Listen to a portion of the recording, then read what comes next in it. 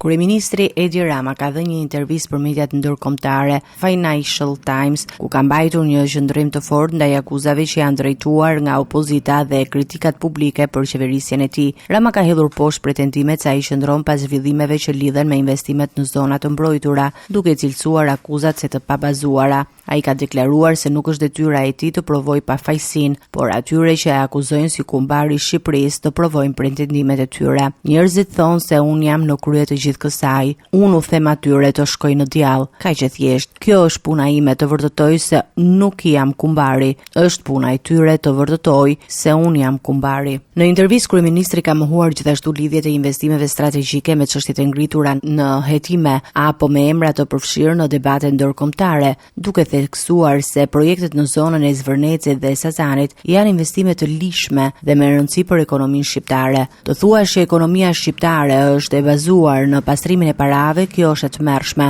Pastrimi i parave është pjesë e ekonomisë son, por nuk është një problem aq i madh. Mendoni se nuk ka pastrim parash në Londër, por a mund të thoni se ekonomia britanike është në një pjesë të madhe pastrim parash? Jo. Rama ka kundërshtuar dhe akuzat për nivelin e korrupsionit dhe e pastrimit të parave në vend. Në fakt, është e kundërta. Shqipëria po lufton sikur më parë dhe është shumë më pak e korruptuar sot se sa ishte. Në një pjesë të deklaratës së tij, ai ka komentuar edhe protestat e fundit në vend, duke sugjeruar se ata mund të jenë të ndikuar politikisht dhe nga faktorë ndërkombëtar që sipas tij lidhen edhe me kundërshtin ndaj figurave politike në SBA. Ka shumë interes për ta mbyllur këtë projekt për shkak të Trumpit. Nëse nuk do të ishte Jared Kushner, askush nuk do të interesojë për flamingot, për Shqipërinë, për asgjë. Është gjithë urrejtja kundër Trumpit që krijon gjithë këtë vëmendje. Pavarësisht kritikave, kryeministri ka theksuar se projekti i investimeve të huaja do të vazhdojë dhe se ato përbëjnë sipas tij një mundësi të rëndësishme zhvillimi ekonomik për Shqipërinë në përputhje me standardet europiane. Gjëja më e rëndësishme është që investitorët nuk janë kriminalë dhe nuk janë të përfshirë në pastrim parash. Ata janë investitorë të mëdhej.